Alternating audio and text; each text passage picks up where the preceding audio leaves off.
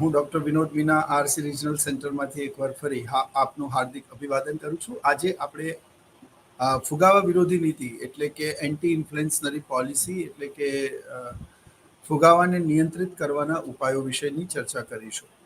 તો આજના આ લેક્ચરમાં આપણે એ ભણીશું કે નાણાકીય નીતિ, રાજકોષીય નીતિ અને સરકારની નીતિ શું હોઈ શકે, કેવી હોવી જોઈએ અને કેવી રીતે વધતા ભાવ આપણે અંકુશમાં લઈ શકીએ. તો આના ઉપર એક સરસ મજાની ચર્ચા આજે આપણે કરવાના છીએ. એકવાર ફરી આપણે આજનો જે ટોપિક છે ફુગાવો, અર્થ અને ફુગાવા નિયંત્રણની નીતિ. ફોર્મેટ આજનું છે પ્રસ્તાવના, વ્યાખ્યા, લક્ષણો અને એન્ટી ઇન્ફ્લુએન્સનરી પોલિસી. આપણે ભણી ચૂક્યા છીએ કે વિશ્વના સળગતા પ્રશ્નોમાંનો એક તે ફુગાવો છે અને આજે સમગ્ર વિશ્વમાં ભાવ વધારો એ લોકોની પ્રમુખ સમસ્યા છે. ઘણા બધા દેશોમાં તો તે સત્તા પરિવર્તનનું કારણ પણ બન્યું છે. માટે આ પ્રશ્નનો ઉકેલ શોધવો તે કોઈ પણ રાષ્ટ્ર માટે સૌથી પહેલો પડકાર છે. ફુગાવો એક એવી સ્થિતિ છે જ્યાં લોકો દ્વારા અસામાન્ય અને ઇરાદાપૂર્વકની ખરીદીના કારણે સામાન્ય ભાવ સ્તરમાં વધારો થાય છે. When too much money chasing a very few goods, it is called inflation. જ્યારે ખૂબ વધારે પડતા નાણાં ઓછી વસ્તુઓનો પીછો કરે તો તેને ફુગાવો કહેવામાં આવે છે. નાણાંના પુરવઠામાં વધારો થવાના કારણે નાણાંની ખરીદ શક્તિમાં ઘટાડો થવાની પ્રક્રિયાને ફુગાવા તરીકે ઓળખવામાં આવે છે. પૂર્ણ રોજગારીના સ્તર પર પહોંચ્યા બાદ માંગમાં થતો વધારો તે ફુગાવામાં પરિણમે છે. તો આ ફુગાવાની વ્યાખ્યા ઓલરેડી આપણે ડિસ્કસ કરી ચૂક્યા છીએ, એટલે હવે એને ફરીથી રિપીટ કરવાની જરૂર નથી. આપેલી વ્યાખ્યામાંથી ફલિત થતા મુદ્દાઓ કયા છે? તો સૌથી પહેલું, ફુગાવો એક નાણાકીય ઘટના છે. ફુગાવો એક પ્રક્રિયા છે જ્યાં ભાવ સતત અને એક ધારા વધે છે. ફુગાવામાં નાણાંનું મૂલ્ય ઘટે છે. આપણે ભણી ગયા છીએ કે નાણાંના મૂલ્ય અને ભાવ સપાટી વચ્ચે વ્યસ્ત સંબંધ છે. ભાવ સપાટી વધે તો નાણાંનું મૂલ્ય ઘટે, ભાવ સપાટી ઘટે તો નાણાંનું મૂલ્ય એટલે કે તેની ખરીદ શક્તિમાં વધારો થાય છે. તો ફુગાવામાં નાણાંનું મૂલ્ય ઘટે છે કારણ કે ભાવ વધવાના કારણે નાણાંની ખરીદ શક્તિ ઘટી જાય છે, માટે નાણાંનું મૂલ્ય ઘટે છે. ફુગાવામાં નાણાંના પુરવઠામાં વધારો થતાં ભાવ સપાટીમાં વધારો થાય છે. નાણાંનો પુરવઠો વધે તો લોકોની આવક વધે, આવક વધતા ખર્ચ વધે, ખર્ચ વધતા માંગ વધે, માંગ વધતા કિંમત વધે અને કિંમત વધતા અર્થતંત્રમાં ફુગાવો થાય. તો ભાવ વધવાનું પ્રમુખ કારણ છે નાણાંના પુરવઠામાં થતો વધારો. હવે પૂર્ણ રોજગારી પછી માંગમાં વધારો. After achieving full employment point, increasing in demand convert into inflation directly. પૂર્ણ રોજગારી એક એવી સ્થિતિ છે જ્યાં જમીન, મૂડી, શ્રમ અને નિયોજક ઉત્પાદનના ચારેય સાધનો તેની સંપૂર્ણ કક્ષાએ ઉત્પાદનની પ્રક્રિયામાં રોકાયેલા હોય અને ઉત્પાદનના ચારેય સાધનો સંપૂર્ણ કક્ષામાં ઉત્પાદનની પ્રક્રિયામાં 100% યુટિલાઇઝ હોય. હવે જો માંગ વધે તો સામે પુરવઠો વધારવાની કોઈ શક્યતાઓ રહેતી નથી. તમે સમજો, 10% માંગ વધે તો સામે 10% પુરવઠો વધે તો ભાવ ના વધે. ભાવ વધે છે કેમ? કારણ કે 10% માંગ વધે છે પણ સામે એટલી ઝડપથી પુરવઠો વધતો નથી અથવા એટલા પ્રમાણમાં પુરવઠો વધતો નથી. પરિણામે ચીજ વસ્તુઓ અને સેવાઓની અછત સર્જાય છે અને તે અછત તે ફુગાવામાં પરિણમે છે. તો ફુગાવો થવાનું મુખ્ય કારણ એ છે કે કેન્સે કહ્યું તેમ ઉત્પાદનના ચારેય સાધનો જમીન, મૂડી, શ્રમ, નિયોજક ઉત્પાદનની પ્રક્રિયામાં 100% રોકાયેલા હોય અને ત્યારબાદ પણ જો 100% રોકાઈ ગયા એટલે હવે એક પણ જમીનનો ટુકડો ફાજલ નથી, એક પણ મૂડી વપરાયેલી નથી, એક પણ નિયોજક નવરો નથી અને એક પણ મૂડીનું એકમ અથવા એક પણ શ્રમિક એ બેરોજગાર નથી અથવા ઉત્પાદનની પ્રક્રિયામાં સામેલ ના હોય એવું નથી. એટલે હવે જો માંગ વધે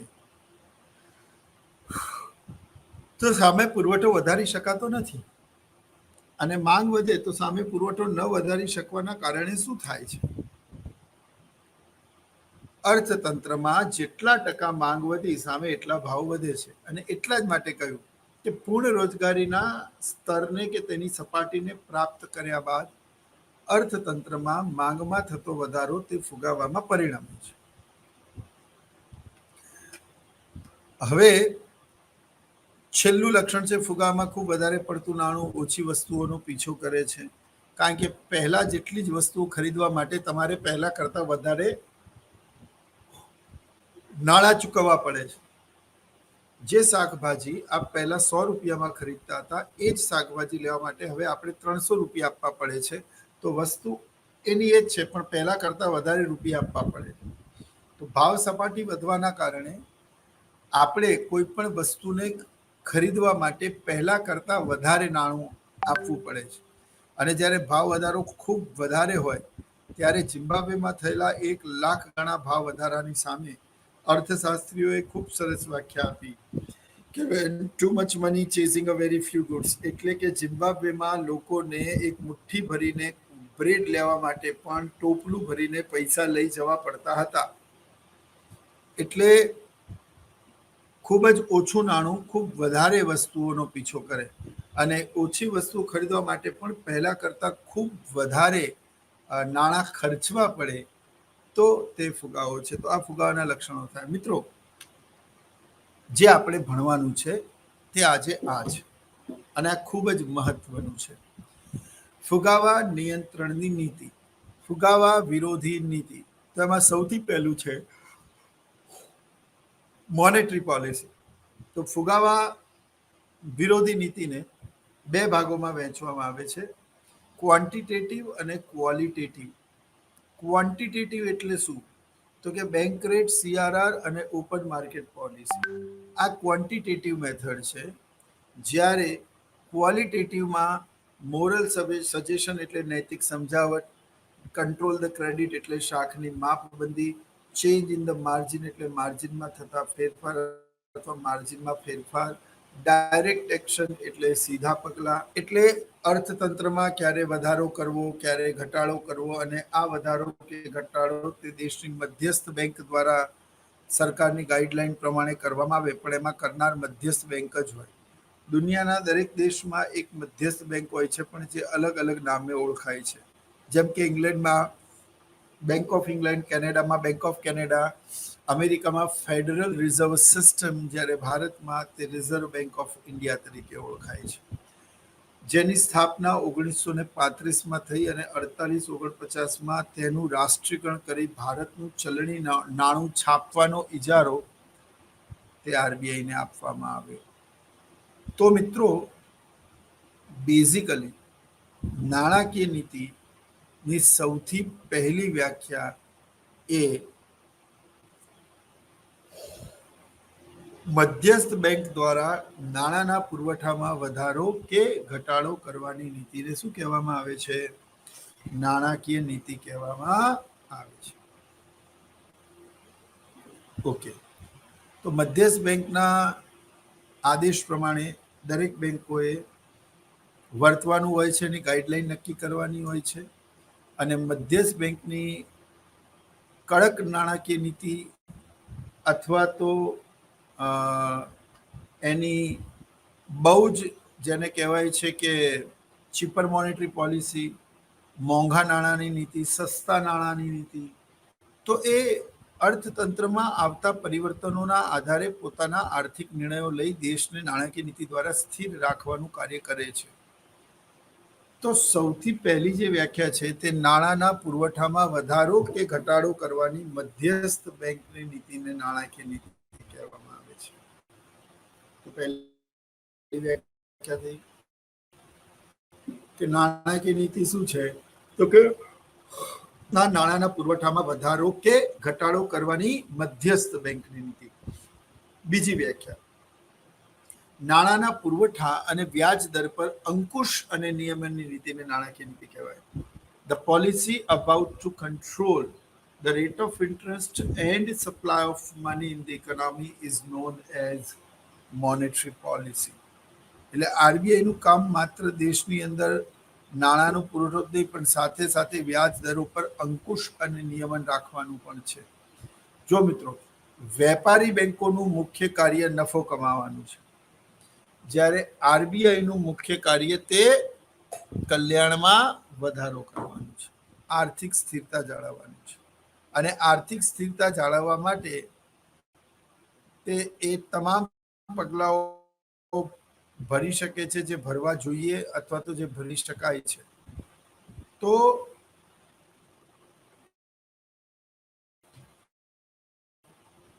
અર્થતંત્રમાં ફુગાવો હોય તો નાણાકીય નીતિમાં કેવા ફેરફાર થાય, એવા મંદી હોય તો નાણાકીય નીતિમાં કેમના ફેરફાર થાય, એ જ આજનો વિષય છે. એટલે ફરી એકવાર પહેલી વ્યાખ્યા, નાણાંના પુરવઠામાં વધારો કે ઘટાડો કરવાની મધ્યસ્થ બેંક નીતિને નાણાકીય નીતિ કહેવાય. બીજી વ્યાખ્યા, નાણાંના પુરવઠા અને વ્યાજ દર પર અંકુશ અને નિયમનની નીતિને નાણાકીય નીતિ કહેવાય. નાણાંના પુરવઠા અને વ્યાજ દર પર અંકુશ અને નિયમનની નીતિને નાણાકીય નીતિ કહેવામાં આવે છે. હવે મિત્રો, નાણાકીય નીતિની ત્રીજી જે મહત્વપૂર્ણ વ્યાખ્યા છે એ ખાસ સમજવાની છે. નાણાકીય નીતિ એક સાધન છે જેનો હેતુ દેશમાં આર્થિક વિકાસ કરવો, રોજગારીની તકોમાં વધારો કરવો અને હુંડિયામણ દરની સ્થિરતા જાળવવાનો છે.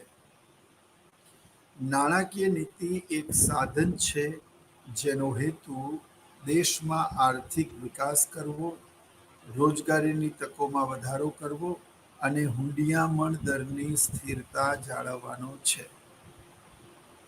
એટલે આ વ્યાખ્યા જો યાદ રાખો તો નાણાકીય નીતિના ઉદ્દેશો પણ એમાંથી ફલિત થાય છે કે નાણાકીય નીતિનો હેતુ દેશમાં આર્થિક વિકાસ કરવો, રોજગારીની તકોમાં વધારો કરવો, હુંડિયામણ દરની સ્થિરતા જાળવવી, બેંકોનું નિયમન કરવું, અર્થતંત્રની અંદર તેજી અને મંદીના વલણોને નિયંત્રિત કરવા.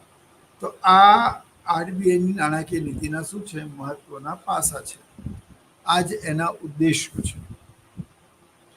તો નાણાકીય નીતિ એક સાધન છે જેનો હેતુ નંબર 1 દેશમાં આર્થિક વિકાસ કરવો, નંબર 2 રોજગારીની તકોમાં વધારો કરવો અને નંબર 3 હુંડિયામણ દરની સ્થિરતા જાળવવાનો છે.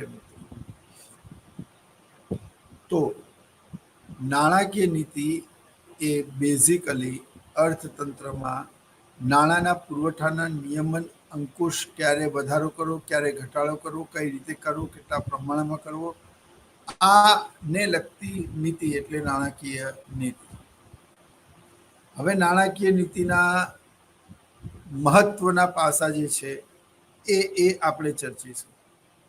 તો આરબીઆઈના મહત્વપૂર્ણ પાસા જે છે નાણાકીય નીતિના, મિત્રો, નાણાકીય નીતિના મહત્વપૂર્ણ પાસાની જો આપણે ચર્ચા કરીએ તો આરબીઆઈની નાણાકીય નીતિમાં સૌથી પહેલું સાધન છે bank rate.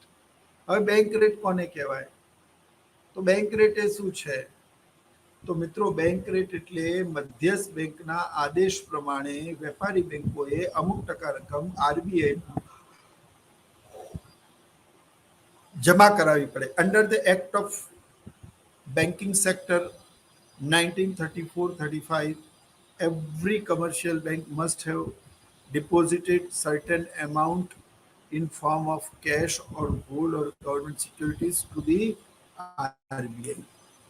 Then and then only that bank particularly start the business in the territory of the nation. RBI તમને કે મને લોન નથી આપતી. આરબીઆઈ વેપારી બેંકોને લોન આપે છે. કોને લોન આપે છે? વેપારી બેંકોને. તો માની લો કે અર્થતંત્રની અંદર દરેક બેંકે પોતાનું 10% બીજા 10% કરાવે એટલે બેંકની કરોડો રૂપિયા ધિરાણ કરવાની શક્તિ આપોઆપ ઘટી જાય. એટલે પરિણામે નાણાંનો પુરવઠો ઘટી જાય, આવક ઘટી જાય, ખર્ચ ઘટે, માંગ ઘટે, કિંમતો અંકુશમાં આવે. આ રીતે ફુગાવો નિયંત્રિત થાય. તમે કહેશો કે આ કેવી રીતે? તો સમજો, નાણાકીય નીતિ એ શું છે? આપણે ભણ્યા તેમ નાણાંના પુરવઠામાં વધારો કે ઘટાડો કરવાની નીતિ. તો નાણાંના પુરવઠામાં વધારો કે ઘટાડો કરવાના આરબીઆઈ પાસે 2 સાધનો છે. એક પરિમાણાત્મક અને બીજું છે ગુણાત્મક. તો અત્યારે આપણે પરિમાણાત્મક સાધનોની ચર્ચા કરી રહ્યા છીએ. પરિમાણાત્મક સાધનોમાં જે મહત્વનું પાસું છે કે ભાઈ બેંક રેટ. મધ્યસ્થ બેંકના આદેશ પ્રમાણે દરેક બેંકો અમુક બેંક રેટ કહેવામાં આવે છે. Here bank consider the RBI rate એટલે આરબીઆઈ નું રેટ ઓફ ઇન્ટરેસ્ટ અને વાય એટલે આવક. તો મિત્રો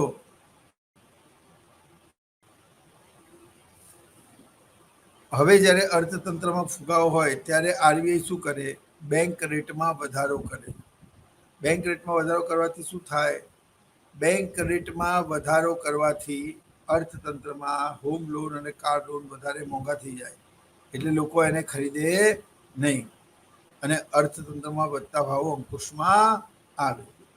તો મિત્રો, બેંક રેટ એટલે મધ્યસ્થ બેંકના આદેશ પ્રમાણે દરેક બેંકોએ અમુક ટકા રકમ આરબીઆઈના ધારાધોરણ પ્રમાણે જમા કરવી પડે છે. એ જમા કરવી પડતી રકમને બેંક રેટ કહેવામાં આવે છે. હવે જો બેંક રેટ ફુગાવા દરમિયાન વધે તો આપ ઘણી વખત ન્યૂઝપેપરમાં આવું વાંચો છો, જુઓ છો, સાંભળો છો कि आरबीआई ने बैंक रेट में की वृद्धि, कार लोन और होम लोन लेना हुआ महंगा, आप बने रही हमारे साथ लौटने ब्रेक के बाद आज तक. તો હવે આ મુદ્દો સમજવાની વાત છે. હવે તમામ વેપારી બેંકોને પૈસાની જરૂર છે. કોની પાસે આવશે? તો કે આરબીઆઈ પાસે. કોની પાસે આવશે? આરબીઆઈ પાસે. આરબીઆઈ તમને કે મને કોઈ વ્યક્તિગત રીતે ધિરાણ આપતું નથી, એ બેંકોને ધિરાણ આપે છે. કંઈ પણ દરેક બેંકોના સંચાલનને તે ઓળખતા હોય એવું જરૂરી તો નથી. એટલે થાય છે શું? અને જમા નહીં કરાવો તો અર્થતંત્રમાં તમે પાછળ રહી જશો. એટલે મિત્રો, યુ નો વોટ, ફરી એકવાર, બેંક રેટ એટલે મધ્યસ્થ બેંકનો વ્યાજનો દર. હવે માન લો કે હું મધ્યસ્થ બેંક છું અને તમે બધા લોકો એ એક ગ્રાહક છો. હવે તમે 100 લોકો છો જેને વસ્તુ જોઈએ છે અને મારી પાસે વસ્તુ 70 જ છે. માનો કે સુરતની સાડીઓ મારી પાસે 70 છે, એમ લોકોને 100 જોઈએ છે.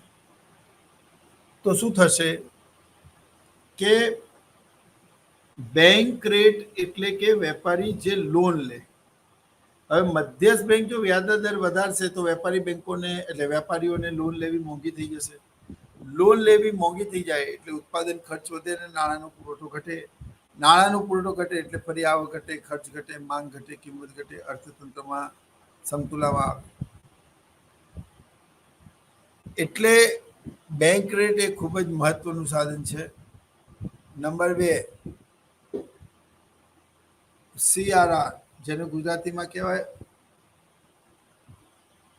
10 કરોડની જમીન વેચી અને he start to do the business, તો એ રીતે સ્ટાર્ટ કરી શકે. એને કોલોબરેટ થવું પડે, એને પરમિશન સરકારની લેવી પડે, ડોક્યુમેન્ટ પ્રોસેસ કરાવવી પડે. યસ ઓર નો? અરે હા કે ના? તો શું થાય? અર્થતંત્રની અંદર જે ફુગાવા દરમિયાન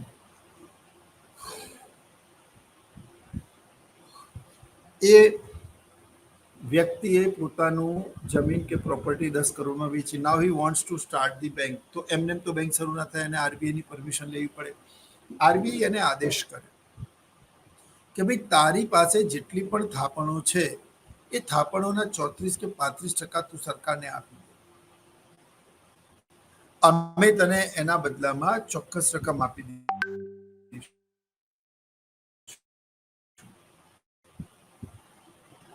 બરાબર? તો આનો અર્થ શું થયો કે અર્થતંત્રની અંદર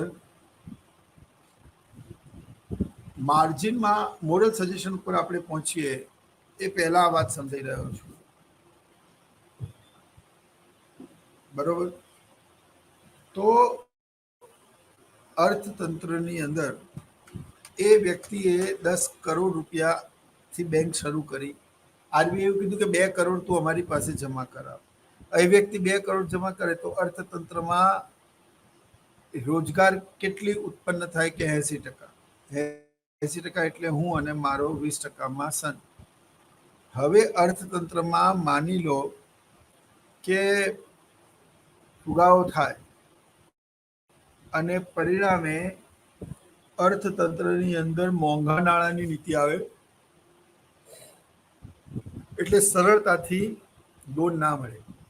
જો ફરી એકવાર, bank rate, it's a rate on which RBI lends the money to the commercial bank for a long period of time. તો હવે બહુ સ્વાભાવિક છે કે જે બેંક આરબીઆઈ આપે, ફુગાવા દરમિયાન આરબીઆઈના રેટમાં શું કરી દે? વધારો. ફુગાવા દરમિયાન ભાવમાં વધારો થઈ જાય તો શું થાય કે હાડમારી ઓર વધે મિત્રો. તો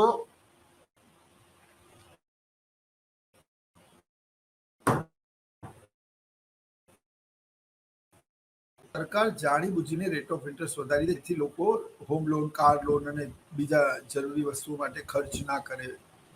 હવે આ જે ખર્ચ ના થયું એટલે નાણાંનો પુરવઠો ઘટી ગયો, એટલે માંગ ઘટી ગઈ, એટલે કિંમત ઘટી ગઈ, એટલે અર્થતંત્રમાં ફુગાવો પણ ઓછો થઈ ગયો. પણ જો અર્થતંત્રમાં નાણાંના પુરવઠા દ્વારા પણ ભાવ અંકુશમાં ના આવતા હોય તો પછી શું કરવું જોઈએ? તો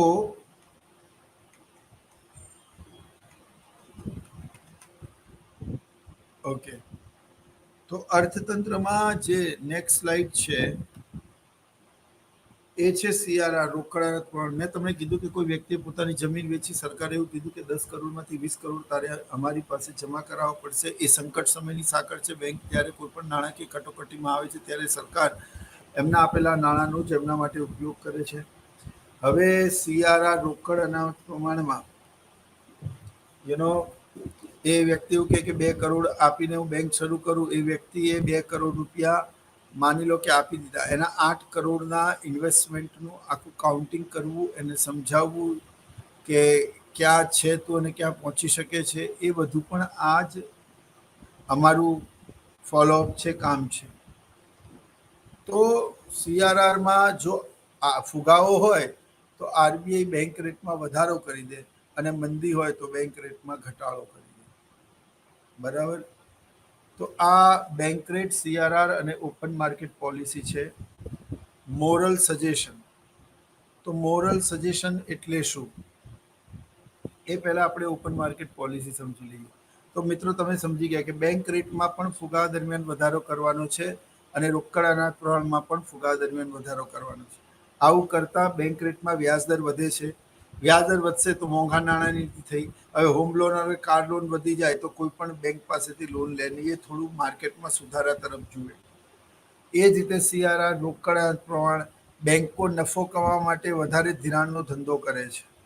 એમની એ બાબત પર અંકુશ લગાવીને સરકારે શું નક્કી કર્યું કે ઓપન માર્કેટ પોલિસી અંતર્ગત સરકારે એવું નક્કી કર્યું કે ઓપન માર્કેટ પોલિસી અંતર્ગત અર્થતંત્રમાં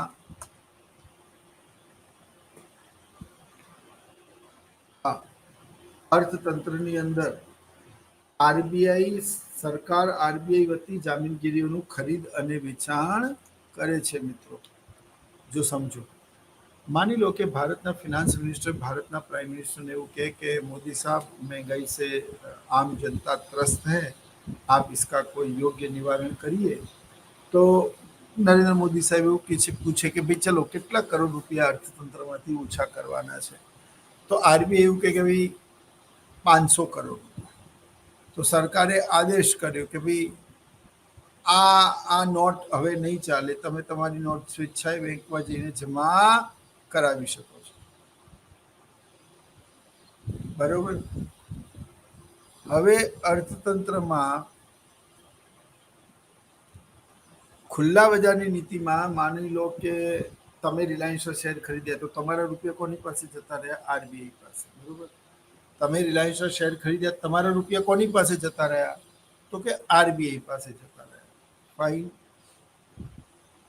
એટલે રિલાયન્સ પાસે જતા રહ્યા. એ જ રીતે તમે સરકારી જામીનગીરીઓનું આરબીઆઈએ વેચાણ કર્યું છે. કંપનીએ શેર વેચ્યા, લોકોએ ખરીદ્યા. એ રીતે ગવર્મેન્ટે બોન્ડ અને ગવર્મેન્ટ સિક્યુરિટી બહાર પાડી, લોકોએ એને ખરીદી. તો લોકો જ્યારે કોઈ વસ્તુ બજારમાંથી ખરીદે છે ત્યારે તેને સામે કિંમત નથી આપવી પડતી. આ પેન મેં ખરીદી હશે તો મને કિંમત નહીં આપવી પડી હોય. એટલે શું થાય કે અર્થતંત્રની અંદર લાંબા ગાળે બહુ ફ્રૂટફુલ પરિણામો પ્રાપ્ત કરી શકાય. અર્થતંત્રની અંદર સરકારને એવું લાગે કે ભાઈ 200 કરોડની ભાવ વધારો થવાનો છે, તો સરકાર શું કરે? 250-300 લીટરના ગીઝરમાં ભાવને અંકુશમાં લેવાની એક નીતિ, એક પોલિસી કેવી રીતે ઘડી શકાય એનું એક ઉદાહરણ આપણે સમજીએ. માનો કે કોઈ ગીઝર બનાવતી કંપનીએ પોતાના શેર ઇસ્યુ કર્યા, તમે એ શેરને ખરીદ્યા, તો તમારા પૈસા ગીઝર બનાવતી કંપની પાસે પહોંચી ગયા, બરોબર? એ જ રીતે માની લો કે સરકારને 500 કરોડ રૂપિયા ઓછા કરવા છે લોકો પાસે, તો સરકાર 500 કરોડના, હમણાં જે વાત કરી તે બોન્ડ અથવા તો ગવર્મેન્ટ સિક્યોરિટીઝ એ તૈયાર કરશે, એને સીલ કરશે. હવે સેલ કરશે એટલે તાત્કાલિક જ પીડીએફ પર મુકાશે, ફાઇન. અને એને સેલ કરશે તો શું થશે? એ બધા જ એ સેલ, ગવર્મેન્ટે 200 કરોડની જામીનગીરીઓનું સેલ કરી, માનો તમારા મારા જેવા લોકોએ ખરીદી, તો આપણા પૈસા કોની પાસે જતા રહ્યા? સરકારે પૈસાને કરી ફ્રીઝ. ના રહેગા બાંસ ના બજેગી બાંસુરી. એટલે અર્થતંત્રમાં શું થયું કે ભાઈ અર્થતંત્રની અંદર ખુલ્લા બજારની નીતિ અંતર્ગત અર્થતંત્રની અંદર ખુલ્લા બજારની નીતિને અંતર્ગત ફુગા દરમિયાન જામીનગીરીઓનું વેચાણ કરવામાં આવે છે અને મંદી દરમિયાન ખરીદી કરવામાં આવે છે. આટલું પણ જે વિદ્યાર્થી સમજી ગયો ને એ ખાસું એવું સમજ્યો છે એવું કહી શકાય.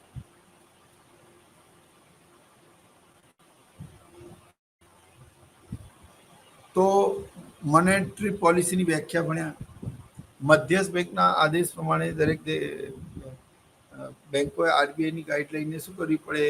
ફોલો કરવી પડે, બરાબર? આરબીઆઈ એક નાણાકીય નીતિ છે જેનો હેતુ દેશમાં આર્થિક વિકાસ કરવો અને રોજગારીની તકોમાં વધારો કરવાનો છે, બરાબર? તો આ આપણે ભણી ગયા. બેંક રેટ, સીઆરઆર અને ઓપન માર્કેટ ઓપરેશન પણ આપણે ભણી ગયા. હવે જો ઓપન માર્કેટ ઓપરેશન કોને કહેવાય તો હું સમજાવી દઉં છું કે અહીંયા age limit, caste, creed, religion કોઈ લિમિટ નથી. Even the citizen from the USA, they can also enter into any type of transactions straight away from the USA. તો વાત એમ છે કે જ્યારે તમે કોઈ કંપનીના શેર ખરીદો છો ત્યારે તમે એ કંપનીને પોતાના પૈસા આપો છો. એ જ રીતે સરકારે આરબીઆઈના પ્રમાણે બોન્ડ બહાર પાડ્યા, તો એ બોન્ડને લોકો ખરીદશે તો લોકોના પૈસા આરબીઆઈ પાસે જશે, આરબીઆઈ પાસે રૂપિયા જશે. આરબીઆઈ અર્થતંત્રમાં એવી પરિસ્થિતિ ઉપસ્થિત થશે જે ધીરે ધીરે અર્થતંત્રને સ્થિરતા તરફ લઈ જશે. એટલે સરકારે 200 કરોડની જામીનગીરીનું વેચાણ કરી, લોકોએ 200 કરોડ રૂપિયા ખરીદીને તે જામીનગીરી લીધી, એટલે લોકો પાસે જામીનગીરી આવી ગઈ. પ્રશ્ન એવો ઉપસ્થિત થાય મિત્રો કે અર્થતંત્રની અંદર માની લો કે 200 કરોડની જામીનગીરીનું વેચાણ કરીને વધતા ભાવોને અંકુશમાં લેવાનું કાર્ય સરકારે કર્યું, બરાબર? તો વધતા ભાવો અંકુશમાં લેવા માટે સરકારે 200 કરોડની જામીનગીરીનું વેચાણ કર્યું. તો લોકોના પૈસા સરકાર પાસે આવ્યા, સરકારે તેમને ફ્રીઝ કર્યા, લોકોની આવક ઘટી, ખર્ચ ઘટ્યું, માંગ ઘટ્યું, કિંમત ઘટી, અર્થતંત્ર ફુગાવો અંકુશમાં આવ્યો. આ સમજી ગયા? આઈ એગ્રી કે તમે આ સમજી ગયા, બરાબર? હું શું કહેવા માંગુ છું કે માનો અર્થતંત્રમાં તેજી પછી મંદી આવે, તો મેં તમને કીધેલું કે અર્થતંત્રમાં સુખ દુઃખની ઘટમાળ જે રીતે આપણા જીવનમાં ચાલે એ રીતે અર્થતંત્રમાં તેજી અને મંદી સદૈવ ચાલતા રહે મિત્રો. તો ફુગાવા પછી મંદી આવે તો શું કરવાનું સરકારે? તો સરકાર ખરીદી કરે. પણ માની લો કે કોઈ વ્યક્તિ વેચવા તૈયાર ના હોય તો એ કે મારે તો મારી જામીનગીરી નથી વેચવી. ભારત એક લોકતાંત્રિક દેશ છે, એમાં તમે બળજબરી ના કરી શકો. તો શું થાય? તો સરકાર શું કરે? પોતાની જામીનગીરીના ભાવ વધારી દે. એટલે માનો કે એક જામીનગીરી 10 રૂપિયાની, એવી તમે થોડીક અમુક જામીનગીરીઓ ખરીદી એટલે તમે 10,000નું ઇન્વેસ્ટમેન્ટ કર્યું. હવે એ જ જામીનગીરીની કિંમત જો સરકાર 20 રૂપિયા કરી દે તો શું થાય? જો સરકાર એ જામીનગીરીની કિંમત 20 રૂપિયા કરી દે, 20 રૂપીસ કરી દે, તો શું થાય? જો સરકાર એને 20 રૂપિયા કરી દે તો તમારી જામીનગીરીની કિંમત ડબલ થઈ ગઈ. તો તમે 10,000 રોકેલા, તમને 20,000 મળે છે. તમે એ જેનું વેચાણ કરશો, સરકાર એની ખરીદી કરશે. એટલે સરકારે તમને 10 ના 20, તો 200 કરોડની સામે લોકોને 400 કરોડ આપ્યા. તો અર્થતંત્રમાં નાણાંનો પુરવઠો વધ્યો. નાણાંનો પુરવઠો વધે તો આવક વધે, ખર્ચ વધે, માંગ વધે, કિંમત વધે અને અર્થતંત્રમાં તેજી આવે. તો આ રીતે ખુલ્લા બજારની નીતિ દ્વારા સરકાર અર્થતંત્રમાં સમયાંતરે વધારો અને ઘટાડો, ખરીદ અને વેચાણ કરીને ભાવ સ્થિરતા જાળવવાના અને નાણાંના પુરવઠાને અંકુશમાં રાખવાના સરકાર શું કરે છે મિત્રો? પ્રયત્નો કરે છે. તો નાણાંના પુરવઠામાં વધારો કરવાથી મંદી દૂર થાય છે, ઘટાડો કરવાથી ફુગાવો અંકુશમાં આવે છે. અને ખુલ્લા બજારની નીતિમાં શું કરવું પડે? તો કે ખુલ્લા બજારની નીતિમાં તમારે વેચાણ કરવું પડે. તો વધારો અને વેચાણ, આ બે મહત્વના મુદ્દાઓ આવ્યા. હવે માની લો કે અર્થતંત્રમાં ક્વોન્ટિટેટિવ ટૂલ્સ એટલે કે પરિમાણાત્મક સાધનો દ્વારા વધતા ભાવો અંકુશમાં ના આવે તો તમારે ક્વોલિટેટિવ ટૂલ્સ એટલે કે ગુણાત્મક સાધનોનો આશ્રય લેવો પડે. કોઈ નબળાઈ નથી ને તો કાં તો એ ખુદા છે, કાં તો એ માનસિક રીતે અસ્થિર છે. So every person in the world having some weaknesses. તો એ પ્રચાર એટલે નેગેટિવ પબ્લિસિટી છે. એટલે અર્થતંત્રમાં જે રીતે સામ દામ દંડ અને ભેદ દ્વારા કોઈ પણ માનવીને અલ્ટિમેટલી વશ કરી શકાય છે, એ જ રીતે અર્થતંત્રમાં ગુણાત્મક સાધનોમાં સામ દામ દંડ ભેદ, જેને તમે અંગ્રેજીમાં મોરલ સજેશન કહો છો, અને બીજું કંટ્રોલ ધ ક્રેડિટ કહો છો, ચેન્જ ઇન ધ માર્જિન કહો છો, ડાયરેક્ટ એક્શન કહો છો. અને તો સૌથી પહેલા છે મોરલ સજેશન. જો મિત્રો, જે રીતે હું આપને સમજાવું છું એ રીતે આરબીઆઈ તમામ બેંકોના મેનેજરોને બોલાવે અને એમને બેસાડે ને એમને દેશની આર્થિક પરિસ્થિતિનો સચોટ ખ્યાલ આપતા અમુક આંકડા રજૂ કરે અને એ લોકોને કહે કે અર્થતંત્રમાં ઓલરેડી ભાવ ખૂબ વધારે છે, મોંઘવારી છે. એવામાં તમે સસ્તું અને ક્રાઇટેરિયાને ધ્યાનમાં રાખ્યા વગર જો ધિરાણ આપવાનું ચાલુ કરશો તો અર્થતંત્રમાં આપણા દેશમાં 95% લોકો દેવાદાર અને ગરીબ હશે. એનો અર્થ એ થયો કે અર્થતંત્રમાં મોરલ સજેશન એટલે શાખની માપબંધી. એટલે મોરલ સજેશન એટલે કેવી રીતે શાખને બાંધે, એમને સમજાવે કે તમારા વધારે પડતા લોન આપવાના કારણે અર્થતંત્રમાં નાણાંનો પુરવઠો વધી રહ્યો છે અને પરિણામે અર્થતંત્રમાં ફુગાવાના દૂરગામી પરિણામો જોવા મળી રહ્યા છે. તો શું કરવાનું?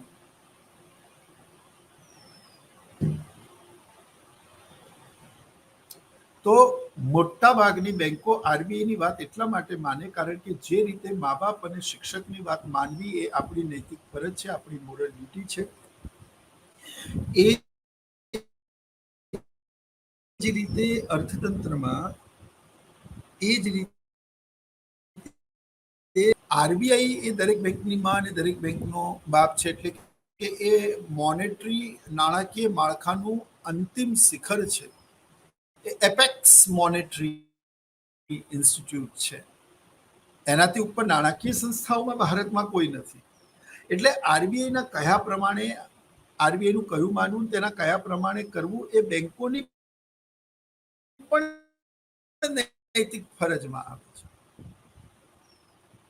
ફાઇન. અને બેંકોની નૈતિક ફરજમાં આવે છે અને બેંક આરબીઆઈના કયા પ્રમાણે જો માને અને એ પ્રમાણે કરે તો એ પગલાને નૈતિક સમજાવટનું પગલું કહેવાય.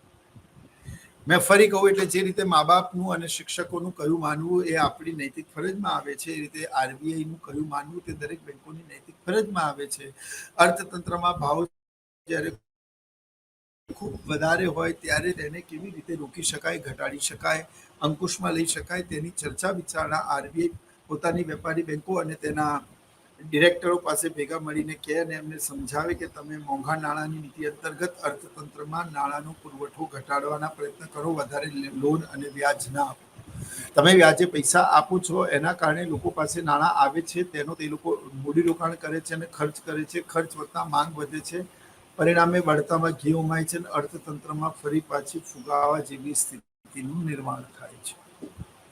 એટલે આરબીઆઈના કયા પ્રમાણે દરેક બેંકો વર્તે અને એ પ્રમાણે કરે તો તે પગલાને નૈતિક સમજાવટનું પગલું મિત્રો કહેવામાં આવે છે. બીજું છે અર્થતંત્રની અંદર the second is the control the credit. હવે આ કંટ્રોલ ધી ક્રેડિટ છે ને મિત્રો, એ અર્થતંત્રમાં સેકન્ડ વર્લ્ડ વોર પછી અમેરિકાની ફેડરલ રિઝર્વ સિસ્ટમ એ લાગુ કર્યું. અને એ શું છે એ બી આપ સમજી લો. ફેડરલ રિઝર્વ સિસ્ટમ એ શું છે એ પણ સમજી લો. આરબીઆઈની મધ્યસ્થ બેંક છે અને જ્યારે અર્થતંત્રમાં ખૂબ વધારે પડતો ભાવ વધારો થઈ ગયો તો તેને અંકુશમાં મૂકવા માટે સરકારે બેંકોની અને ગ્રાહકોની માપબંધી કરવા માટેના અમુક પગલાં લીધા અને ચોક્કસ ક્રાઇટેરિયા ફૂલફિલ થતા હતા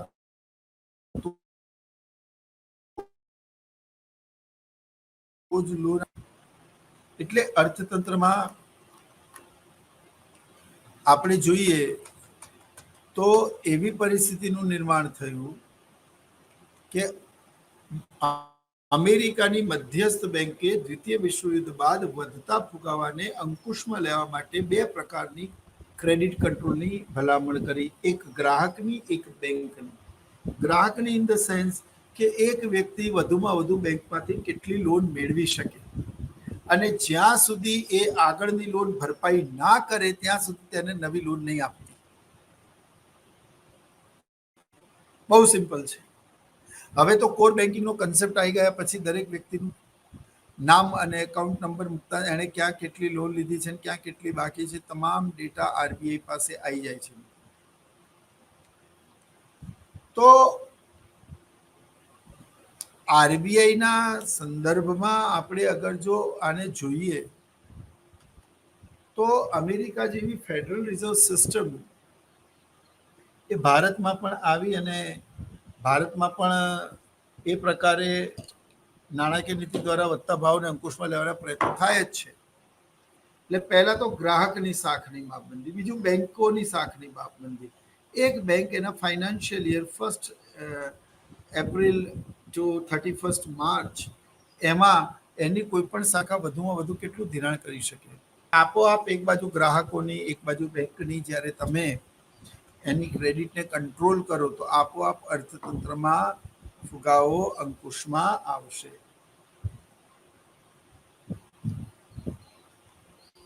ત્રીજું જે પગલું છે તે ચેન્જ ઇન ધી માર્જિન.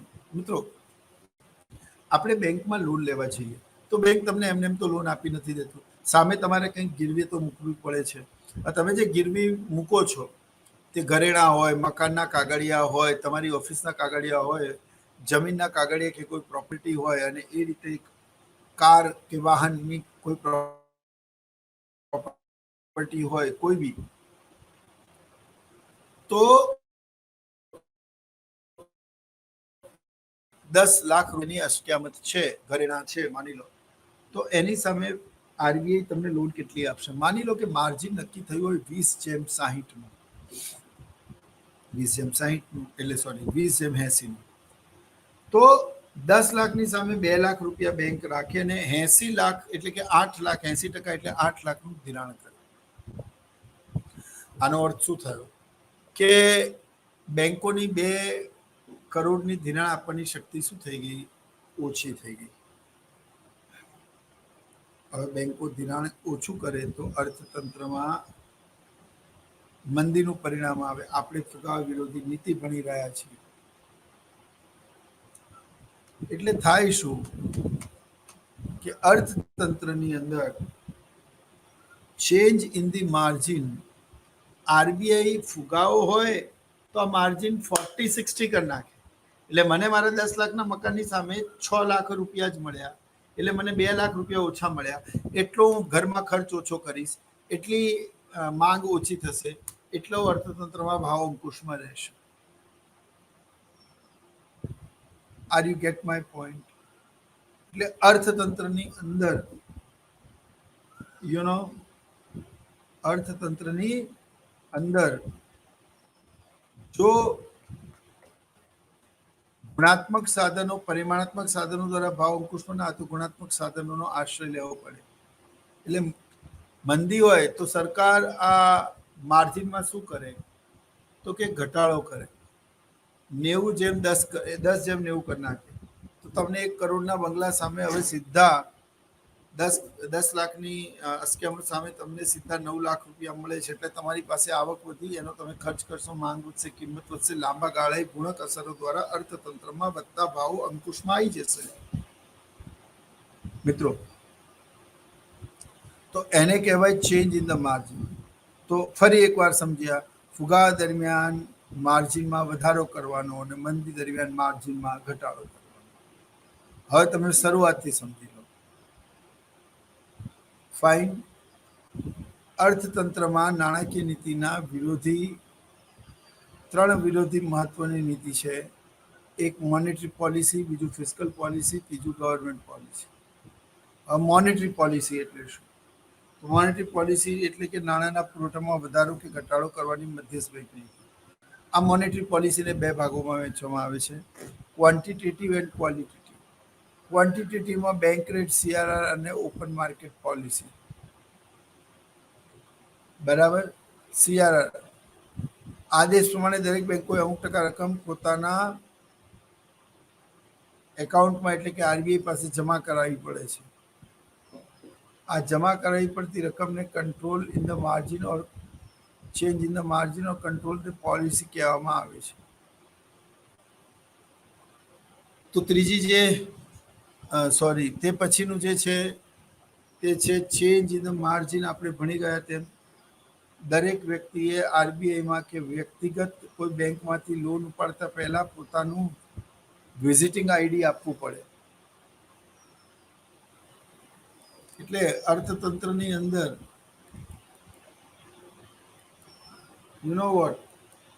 કે ચેન્જ ઇન ધ માર્જિન, ફુગાવા દરમિયાન સરકાર એ માર્જિનમાં વધારો કરે અને મંદી દરમિયાન ઘટાડો કરે. હવે અર્થતંત્રમાં ફુગાવો હોય તો જરૂરી નથી તમારા અર્થતંત્રમાં હોય તો બીજાના અર્થતંત્રમાં હોય જ.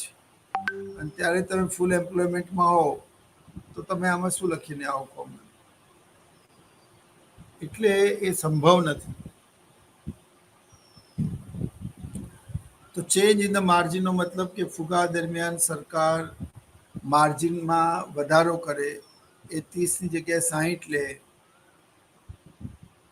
અને મંદી દરમિયાન મંદીને ઘટાડવાના ઉપાયો કયા કયા હોઈ શકે તેની ચર્ચા તમે કરી શકો છો. તો આ જે ચેન્જ ઇન ધ માર્જિન. પછી આવે ડાયરેક્ટ એક્શન. ઘણા બધા એવા નીતિને વરેલા હોય જે પોતાની નિષ્ઠા અને ઈમાનદારીમાં કોમ્પ્રોમાઇઝ નથી કરતા. એવું હોવું પણ જોઈએ. પણ ડાયરેક્ટ એક્શનમાં બી એવું થાય કે લોકો હવે તમને ડાયરેક્ટ એક્શનનો મતલબ કે તમે કોર્ટમાં ઢસડી જાઓ, તમે બેંકને સીલ કરી દો, તમે એની પાસે એવો જવાબ માંગી શકો કે આરબીઆઈએ ના પાડેલી શામ દામ બંને રીતે સમજાવેલું તો તમે ના માને, તમે આ ધિરાણ આપ્યું છે, બરાબર, એનો ડેટા આપી દે, તો એ અર્થતંત્રમાં મેનિપ્યુલેશન થાય. પછી એની નબળાઈઓ જાણીને ડાયરેક્ટ એક્શન એટલે કે આ સંસારમાં કોઈ પણ માનવી એવો નથી જેની કોઈ કમજોરી ના હોય. એ મેં તમને કહી દીધું. એટલે અર્થતંત્રમાં ડાયરેક્ટ એક્શનનો મતલબ એવો થાય કે લીગલ પ્રોસિજર. હવે કોઈ બેંક ના માને તો આરબીઆઈ એને કોર્ટમાં ઢસડી જાય, એનું એનું એકાઉન્ટ સીલ કરી દે અને આરબીઆઈ એની પાસે આવું કેમ કર્યું, આરબીઆઈ પાસે એવું એને પૂછી શકે. તો અર્થતંત્રની અંદર ડાયરેક્ટ એક્શન તમે સમજ્યા. હવે મહત્વનું છે પબ્લિસિટી. કોને કહેવાય પબ્લિસિટી? જ્યારે અર્થતંત્રની અંદર આ ત્રણેય રીતો ફેલ થઈ જાય અને કામ ન થાય, ત્યારે સરકારે એક નવા આયામની શરૂઆત કરી અને તે અંતર્ગત સરકારે એવું નક્કી કર્યું કે જો દરેક માનવીની કોઈકની કોઈક એપ તો હોય જ છે, બરાબર. અને માતાથી વધારે સારું તો કોણ સમજી શકે છે? તો આરબીઆઈ ન્યૂઝ પેપરમાં કે ટ્વિટરમાં આજના જમાનામાં તો ક્લિક કરી દે અથવા તો ન્યૂઝપેપરમાં આપી દે કે this bank is not following the rules and regulation of the RBI. So RBI itself is concerned about this all. And if anybody is doing any type of the monetary transaction, then RBI is not responsible for that. અને આવું sign કરીને આપી દે મીડિયામાં તો એ bank ઉઠી જાય. એટલે RBI પાસે એક એવો હુકમનો પાનું હોય જેને મૂકે તો બાજી શટડાઉન થઈ જાય, પૂરી થઈ જાય. એટલે આ પબ્લિસિટી એક એવું સાધન છે, એમાં બહુ જ ધ્યાન રાખવું પડે.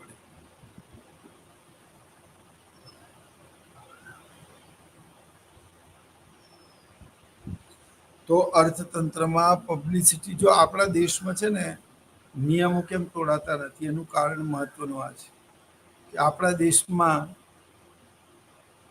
નિયમો કેમ તોડાતા નથી. તો વાત મિત્રો એટલી છે કે અર્થતંત્રમાં પબ્લિસિટી એટલે કે નેગેટિવ પ્રચાર. બેંક એવું માને કે આઝાદી પહેલાની આપણી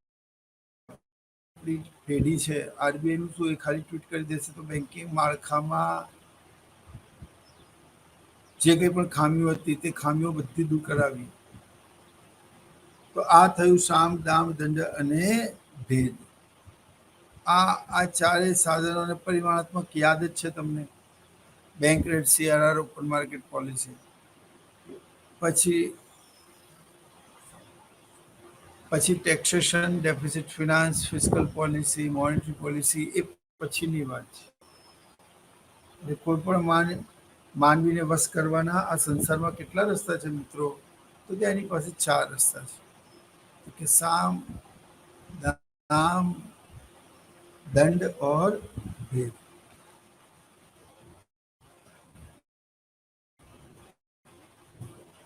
બરાબર. આજે આપણે નાણાકીય નીતિનું આસ્પેક્ટ ભણ્યું છે. આવનારા લેક્ચરમાં આપણે નાણાકીય નીતિ પૂરી કરીશું અને ફુગા વિરોધી નીતિમાં આપણે ફિસ્કલ પોલિસીની ચર્ચા કરીશું. તો મિત્રો, આજનો આ લેક્ચર આપણે ફળદાયી બને, આપણને આપણા જ્ઞાનમાં અભિવૃદ્ધિ કરનારો બને.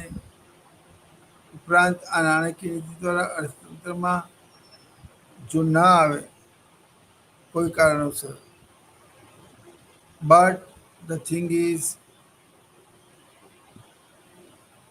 કે આ 4 સાધનો દ્વારા વધતા ભાવને અંકુશમાં લઈ શકાય છે. તો અર્થતંત્રમાં જો નાણાકીય નીતિ દ્વારા પણ વધતા ભાવ અંકુશમાં ના આવે મિત્રો, તો પછી રાજકોષીય નીતિનો આશ્રય લેવો પડે છે.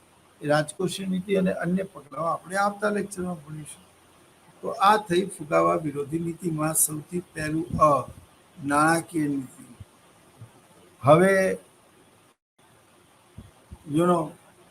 નાણાકીય નીતિના સાથે સાથે હું